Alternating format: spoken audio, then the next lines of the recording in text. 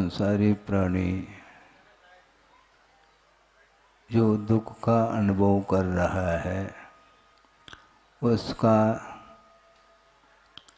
मूल कारण क्या है? क्योंकि कारण की ओर दृष्टि जब तक नहीं जाती है तब तक हम दुख से निवृत्त नहीं हो पाएंगे। दुख से निवृत्ति पाने के लिए जिन कारणों से दुख उत्पन्न होता है उन कारणों से अपने आप को ऊपर उठाने का प्रयत्न करना चाहिए। और संसारी प्राणी दुख से तो डरता है किंतु कारणों से उसको डर नहीं है। हाँ, कारणों से डर होना चाहिए। किससे दुख उत्पन्न होता है इसका परिज्ञान होना चाहिए। 5 पाप के माध्यम से ही दुख का अनुभव होता है, क्योंकि 5 पापों के माध्यम से पाप कर्म का अर्जन होता है और उसका उदय जो होता है वह भिन्न भिन्न निमित्तों को लेकर के उदय को प्राप्त होता है और उसके माध्यम से संसारी प्राणी को पीड़ा होती है। और पीड़ा जो होती है कोई पीड़ा दे नहीं रहा है, पीड़ा कोई भी दे नहीं सकता। आचार्यों का ये कहना है सुख और दुख का संवेदन अपने परिणामों के द्वारा होता है। कोई मुझे सुखी बना रहा है, मुझे कोई दुखी बना रहा है, इस प्रकार का जो भी विषय है वह व्यवहार के भूमिका में ही संभव है कि मुझे कोई दुखी बना रहा है अथवा सुखी बना रहा है। किंतु ऐसा बनाया नहीं जाता क्योंकि वस्तुतः दुख और सुख ये कर्म के अधीन हैं, ऐसा कहा है। समझने के लिए आप लोग कहते हैं ये परिवार का पालन पोषण मैं कर रहा हूँ। आपके पालन पोषण से ही वह पल रहे हैं ऐसा एकांत नहीं है। उसका यदि पाप कर्म का उदय आ जाए तो आप पालन नहीं कर पाओगे। मान लो भयानक कोई रोग हो गया है और आपके द्वारा पालन करने से उसकी रक्षा हो सकती है क्या? पालन करने का निषेध नहीं करना चाहिए, क्योंकि एक दूसरे के प्रति उपकार का भाव रखे बिना हम अपने परिणाम को उज्जवल नहीं बना पाते। किंतु एक दूसरे के प्रति उपकार का भाव रखते हुए भी हमें ये नहीं समझना चाहिए कि मैं इसको बचा रहा हूँ। डॉक्टर भी बचा नहीं पाएंगे। छड़ाला में आप लोग पढ़ते हैं क्या? नहीं, मणि मंत्र तंत्र बहु होई और मरते न बचावे कोई। संभव नहीं है बचाना, क्योंकि जिसका जन्म हुआ है तो वह कालांतर में जब आयु कर्म का क्षय होने को हो जाता है तो वह मरणासन्न हो जाता है। कितने भी आप उपचार आदि करें तब भी उसको बचा नहीं सकते हैं। इसलिए मैं बचा रहा हूँ ऐसा भाव ये अहंकार का भाव माना जाता, ऐसा नहीं होना चाहिए। क्योंकि जिसका पुण्य कर्म का तीव्र उदय आया है तो आपके नहीं बचाने पर भी उसकी रक्षा हो रही है, क्योंकि देव लोग आकर के भी उसकी रक्षा कर सकते हैं। शापानुग्रह शक्ति प्रभावः, इस प्रकार यह विषय आता है। तत्वासूत्र ग्रंथ में उसकी टीका ग्रंथ में बात लिखी है। अभिशाप देने की क्षमता और वरदान देने की क्षमता, इसका नाम प्रभाव कहा है। तो यहाँ पर मनुष्य पर्याय में कोई व्यक्ति जी रहा है और उसका कोई कर्म का उदय आ सकता है, उपसर्ग आदि हो सकते हैं, उनको दूर करने के लिए वहाँ से देवगण आकर के उसकी रक्षा कर सकते हैं। वह रक्षा क्यों कर रहे हैं? वह रक्षा कर रहे हैं ऐसा एकमात्र व्यवहार की भूमिका में कहा जाता है, उसका निषेध नहीं। किंतु जब तक तीव्र पुण्य का उदय नहीं होगा तो कोई भी रक्षा नहीं कर सकता। जब तक पाप कर्म का उदय है तो वातावरण निर्मित नहीं हो पाएगा उसके लिए, सुख उत्पन्न कराने के लिए। तो ये अर्थ ये है कि वस्तुतः कर्म के अधीन ही सुख और दुख का संवेदन होता है। इसलिए संसार से ऊपर उठने के लिए किए गए जो पाप हैं उन पाप का परिमार्जन करना चाहिए। क्योंकि महाराज हमें वर्तमान में तो किसी का मैं पाप नहीं कर रहा हूँ ऐसा कोई कह सकता है, किंतु अतीत में जो किया हुआ पाप है वह किसी भी समय वह उदय में आ सकता है। मान लो पुण्य कर्म के उदय से संपदा मिल गई है और संपदा का मिलना अलग है, किंतु उसका उपभोग करने के लिए निरोगी काया भी आवश्यक है। शेठ जी हैं, परिवार बहुत अच्छा चल रहा है, फला फूल रहा है, वो इसके बाद भी उसके पास कौन सी कमी है? कोई कमी नहीं, पर्याप्त संपदा है और फुल फैसिलिटी जिसको आप लोग बोलते हैं, प्रत्येक व्यक्ति के लिए स्पेशल जिसको बोलते हैं वाहन गाड़ी वगैरह भी हैं, सब हैं। किंतु उसको रोग हो गया, मान लो रोग हो गया, हार्ट की बीमारी आ गई। अब डॉक्टरों का ये कहना है कि तुम गाड़ी में घूम नहीं सकोगे। अब वो गाड़ी किस काम की, वह वैभव किस काम का? तुम एरोप्लेन में नहीं जा सकोगे, हार्ट पेशेंट है। वाहन आदि में आप नहीं जा सकोगे, फिर क्या करेंगे? एम्बुलेंस में जा सकते हैं। हाँ, उसका भाग्य इतना ही है, एम्बुलेंस में आप जाओ हॉस्पिटल तक। इसके अलावा वह उसका पुण्य फल नहीं रहा है। संपदा का मिलना अलग है, किंतु उसका उपभोग करने के लिए निरोग काया भी चाहिए।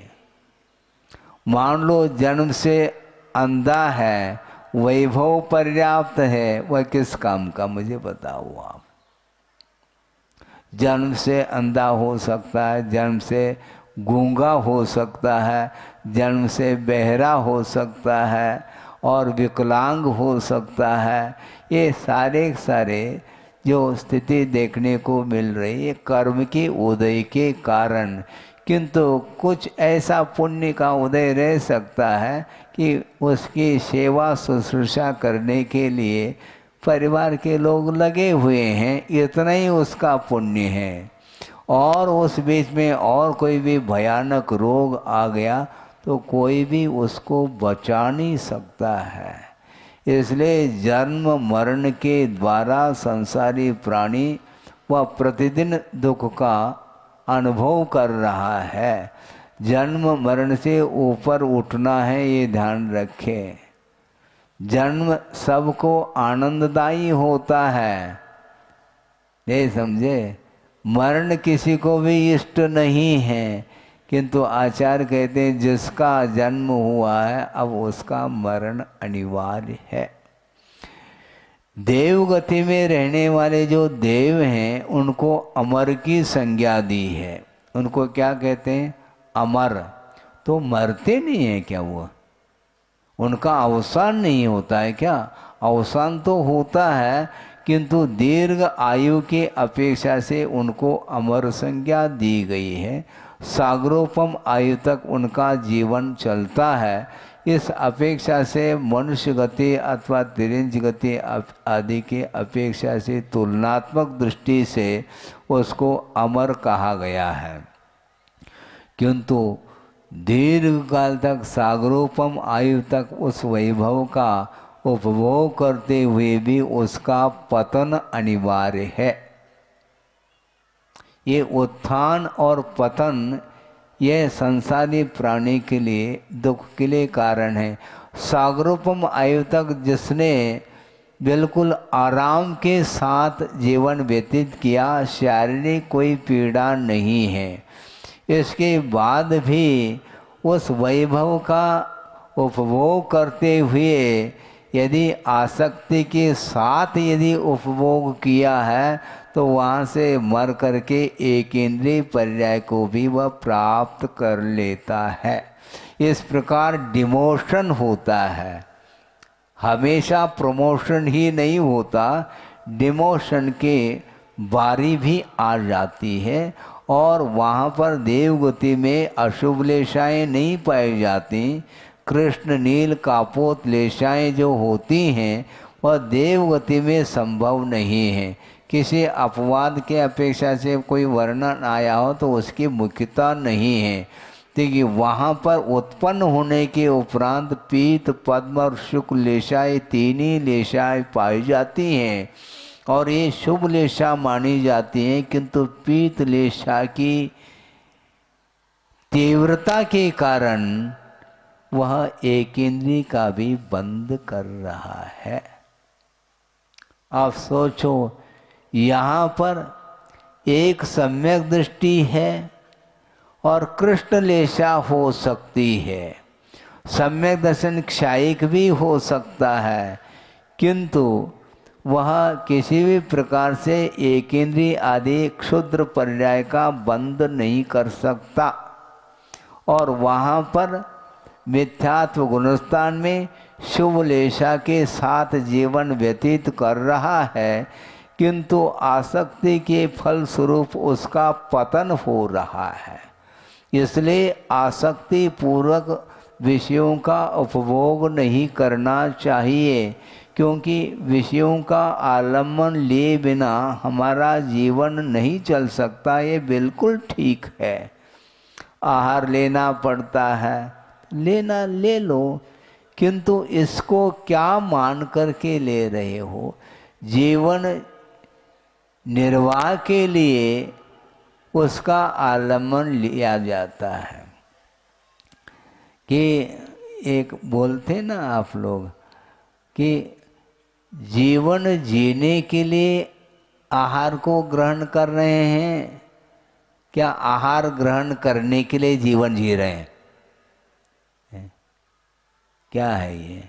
जीवन जीने के लिए आहार की आवश्यकता है, लें आप, किंतु उसमें राग की मात्रा यदि ध्यान नहीं है तो आप भले ही अल्प मात्रा में ले लो, इससे कोई प्रयोजन नहीं, किंतु आसक्ति पूर्वक यदि ग्रहण किया जाता है तो उसके माध्यम से राग की अति होने के कारण वह ऐसे ऐसे पाप कर्म का बंद कर लेता है, उसको नियामक रूप से भोगना ही पड़ता है, उसमें परिवर्तन संभव नहीं है।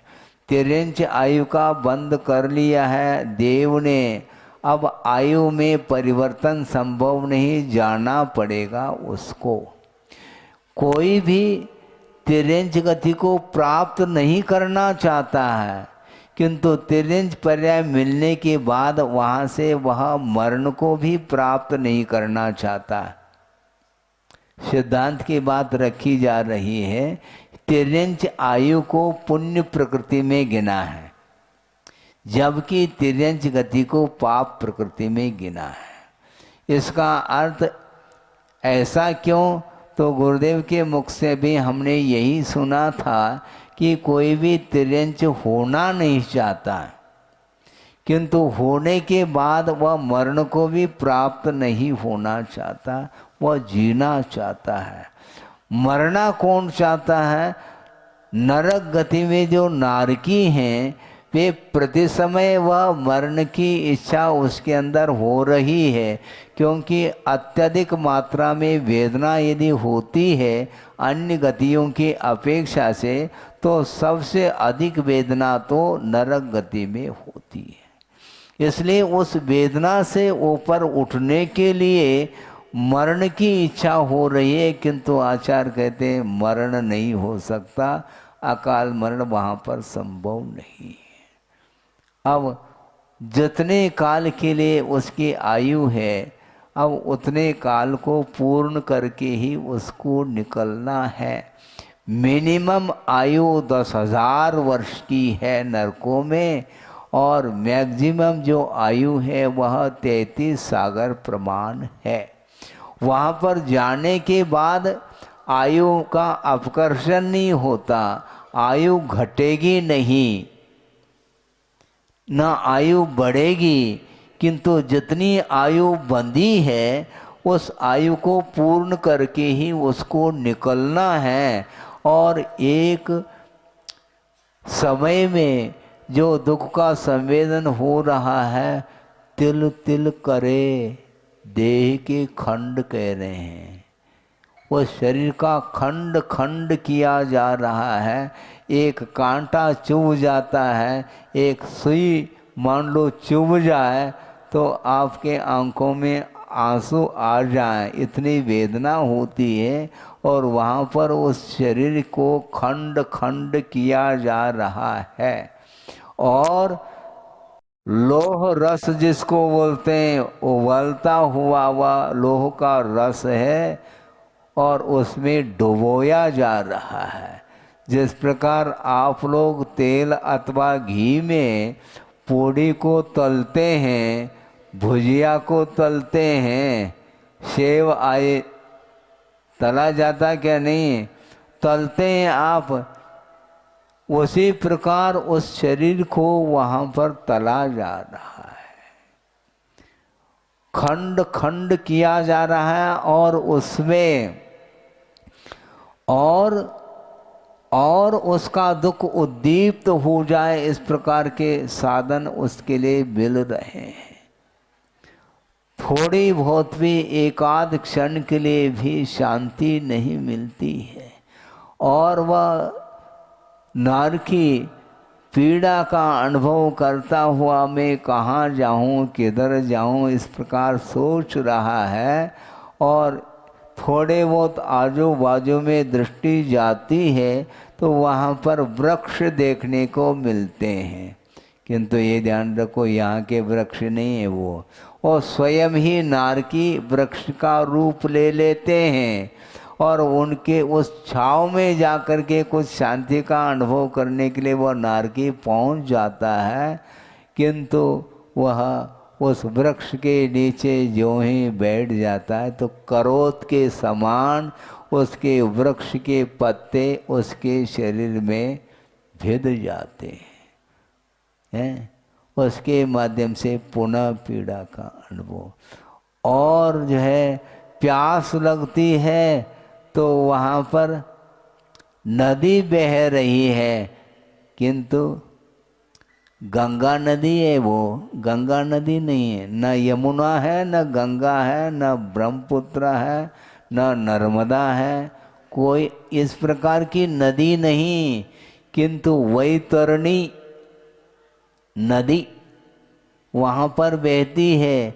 और वो भी विक्रिया के माध्यम से नारकी जीव इस प्रकार रूप ले लेते हैं, और वहाँ पर जा कर के कोई जिसे प्यास लग आई है, प्यास बुझाने के लिए, गर्मी को शांत करने के लिए वहाँ पर पहुँच जाता है।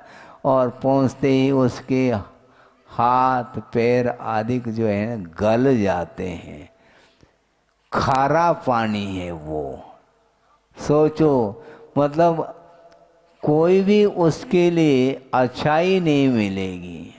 ये महाराज इसमें तो ऐसा लगता, सुनने में इतनी पीड़ा हो रही है तो वहाँ पर कैसे सहन करते होंगे, ऐसा कौन सा पाप किया होगा उसी को पूछो। क्योंकि संसारी प्राणी जब विषयों में डूब जाता है उससे उसको ख्याल ही नहीं कि इसके माध्यम से कौन सा परिणाम निकलने वाला है। परिणाम की ओर दृष्टि नहीं, उसकी आंख मूंद करके वह पाप करता ही चला जाता है, दूसरे को सताता चला जाता है, दूसरे को दुखी बना करके जिसको सुख का आनंद का अनुभव हो रहा है उसको आचार्य कहते हैं इससे बढ़ करके और कोई भी रौद्र ध्यान का परिणाम नहीं हो सकता। आप दूसरे के लिए सहयोग देना नहीं देना ये तो दूर की बात है, किंतु दूसरे के लिए दुखी तो मत बनाओ। संसारी प्राणी को जो सुख होता है वह अपने आप में सुखी नहीं रहता, दूसरे को दुखी देख करके वह सुख का अनुभव करता है। वैसे देखा जाए चाहे वह शेठ जी हो, मतलब अरबपति हो, अथवा आज मजदूरी करके कोई जीवन यापन करने वाला सामान्य व्यक्ति भी क्यों न हो, भोजन करने की अपेक्षा से पावर आटा ही चाहिए उसको। ऐसा थोड़ी है कि जो अरबपति हो बोरी की बोरी गेहूँ उसको लग जाता है एक दिन में, ऐसा कुछ है क्या? नहीं, वो अरबपति है। हाँ, कितना खाते हैं वो, पानी कितना पीते, उसके लिए भी जग भर पानी चाहिए। जग का पानी नहीं चाहिए। जग अर्थात संसार पूरा विश्व होता है और जग अर्थात ये जग होता है। जग में पानी रख लिया बस उतना पर्याप्त है। घड़ों घड़ों से पानी पिएगा क्या? वो हाथी के लिए आवश्यक है, तुम हाथी तो हो नहीं। पीने के लिए ग्लास है, जग है, इसके माध्यम से पानी पी लेते हैं और प्यास बुझ जाती है। किंतु चाहे वो अरबपति हो चाहे कोई पति हो, इसके उपरांत भी ये जो आसक्ति है और उसके माध्यम से उसको जो सुख का अनुभव हो रहा है वह तुलनात्मक दृष्टि से मेरे पास इतना वैभव है उसको ले करके उसको खुशी का अनुभव है। केवल मानसिकता, वह संपदा तिजोरी में बंद है और मान लो वह सेठ जी बाजार पहुंच गया है, जेब में एक पाई नहीं है, कुछ खरीदना चाहता है तो खरीद पाएगा क्या? वो दुकानदार कहता है पहला पैसा ले आओ, मैं सेठ जी हूँ, रह आओ तुम अपने घर में। तुम अपने घर में रहो, सेठ जी हो, यहाँ पर तो तुम्हें दाम के बिना माल हम दे नहीं पाएंगे, पहला दाम दे दो। फिर एक हाथ से दाम लेता है, दूसरे हाथ से उसको माल दे देता है और जाइए आप। अर्थ क्या है? वो अरबपति हो खरबपति हो वह रह सकता है, किंतु वर्तमान में उसके जेब में 1 टका भी नहीं है, तो वह 1 कौड़ी का नहीं वो समय। ये बात अलग है, उधार दिया जा सकता है, क्योंकि आप विश्वास है या अरबपति भैया ये ग्राहक को हमें लौटाना नहीं है, क्योंकि ये चला जाएगा तो हमारी दुकान कैसे चलेगी, इसलिए विश्वास पात्र मान करके वो देता भी है, ये अलग वस्तु। किंतु वस्तु तो बिना धन संपदा के कोई भी वस्तु मिल नहीं सकती है। तो वस्तु तो भोगने में वस्तु कितनी आ रही है। एक समय में आप रोटी खाते हैं, मैं पूछ रहा हूँ इसमें तथ्य ये ध्यान रखो। आप रोटी नहीं खा सकते, ध्यान रखो। महाराज हम भोजन करते हैं ना, आप ग्रास खाते हैं, ध्यान रखो, रोटी नहीं खा सकते। साबुत रोटी ले सकते हैं क्या? क्यों हंसी आ रही? आप लड्डू भी नहीं खा पाओगे, ध्यान रखो। उसका कोर ही बना करके मुख में डाला जाता है। कहने में आ रहा है हम लड्डू उड़ा रहे हैं। क्या उड़ा रहे हैं आप लड्डू? हैं? एक बार में कितना लेंगे? एक बार में तो कोर ही लिया जाता है, इससे ज़्यादा मुख में गुंजाइश नहीं है। हाथी हो तो बात अलग है, साबुत रोटी एक क्यों कई खा सकता है, वो ले सकता है, हैं? उसको गुड़ खिलाते हैं 1-1 किलो 2-2 किलो एक साथ, हैं? उसका मुख अलग है, आपका मुख अलग है, तो गुंजाइश के अनुरूप ही दिया जाता है। इसलिए आप एक बार में जो भोजन करते हैं तो लिमिटेशन है, उसमें अनुपात से ही भोजन किया जा सकता। आसक्ति अधिक हो सकती है, ये बात अलग है, वह तृष्णा कहलाई, किंतु पेट जो भरेगा वह अनुपात से जितना डालेंगे उतने में भर जाता है। छोटा सा बालक है तो उसका पेट भी छोटा है, हैं? और आपका बड़ा है तो कितना बड़ा है वो, उसमें भी कुछ गुंजाइश, जितना है उतना ही गुंजाइश। लेकिन वह जीवन भर का सोच रहा है और उसके पूर्ति करने के लिए वह लगा हुआ है, और जीवन का कोई भरोसा नहीं है, किंतु वह कमाने में पूरा का पूरा जीवन लगा रहा है। सेठ जी थे, उन्होंने मुनीब साहब को पूछा, क्यों काफ़ी दिन से दुकान चल रही है, कुछ आपने अभी तक जो कमाई हुई है, इनकम जो हुआ है, कहाँ तक राशि पहुँच गई? सेठ जी राशि बहुत लंबी चौड़ी पहुँच गई। कितनी? इस संपदा के द्वारा तुम्हारी 21 पीढ़ी भी, हाँ, बिना कमाए आराम के साथ उनका जीवन चल सकता है, इतनी संपदा एकत्रित हुई है। अच्छा, लेकिन 22वीं पीढ़ी, हाँ, उसकी चिंता होने लगी। एक पीढ़ी तो वो पूरा जीवन उसका तो वृद्ध हो चुका है वह सेठ, इसके उपरांत उसको जाना है कुछ ही महीनों में, कुछ ही सालों में, इसके उपरांत 21 पीढ़ी बिना दुकान चलाए, बिना व्यापार किए, आराम के साथ बैठ करके वह 21 पीढ़ी तक संपदा का उपभोग वह कर सकते हैं। इसके उपरांत भी 22वीं पीढ़ी की बात आ रही है, और चिंतित है वो। चिंतित है तो पत्नी ने सोचा, इतनी संपदा होकर के भी शेठ जी चिंता में क्यों मग्न हैं, कम से कम पूछ तो लें, क्यों बहुत उदास बैठे थे, क्यों क्या हो गया?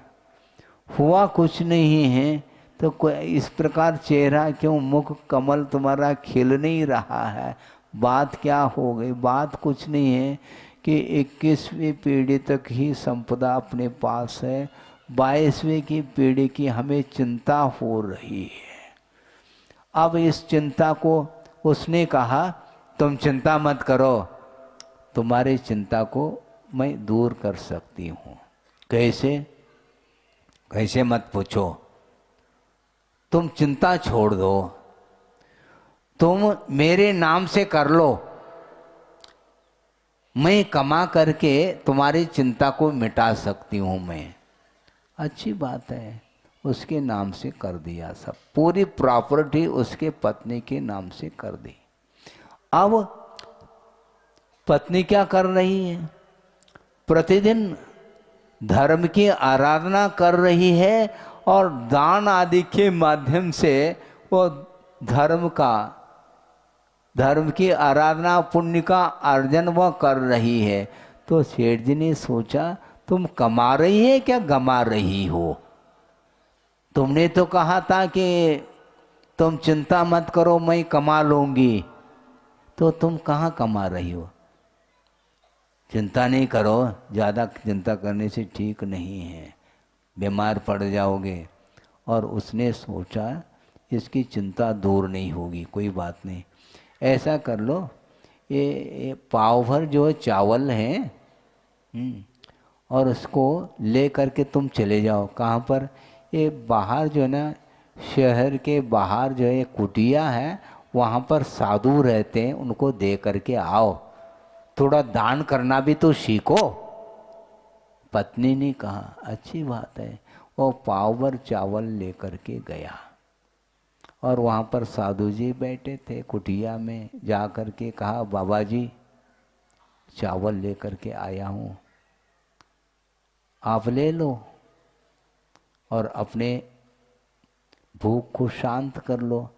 साधु जी ने कहा कि सेठ जी मुझे चावल की आवश्यकता इसलिए नहीं है, अभी अभी मैं भोजन करके बैठा हूँ और कल की मुझे कोई चिंता नहीं है। मुझे कल की चिंता नहीं है और शाम के लिए भी कुछ बचा हुआ है, इसलिए शाम को खा करके हम शांति के साथ सुख की नींद हम ले रहे हैं। हमें आपके चावलों की कोई आवश्यकता नहीं। वापस लौटा दिया है। लौट करके आ गया और फिर पत्नी ने पूछा क्यों, क्या बात हो गई? चावल क्या तुमने खा लिया क्या? नहीं, कहाँ खाया हूँ, डिब्बे में वापस ले करके आया हूँ। क्यों? उन्होंने कहा वो बाबा जी ऐसे थे कि सही मायने में वही बाबा जी हैं। हम तो बब्बा बन गए हैं लेकिन बाबा जी नहीं बन पाए।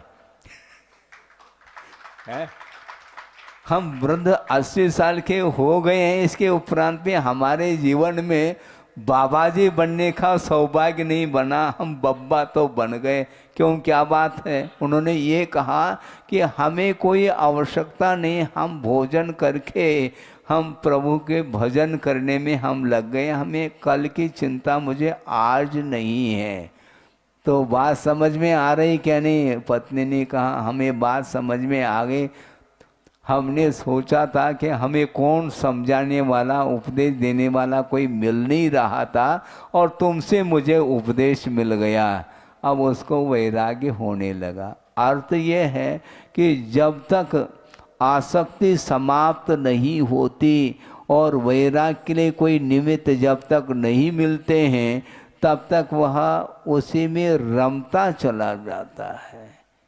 कब से आ रहा हूँ मैं, कहाँ मुझे जाना है, इसका कोई भी किसी को ख्याल ही नहीं।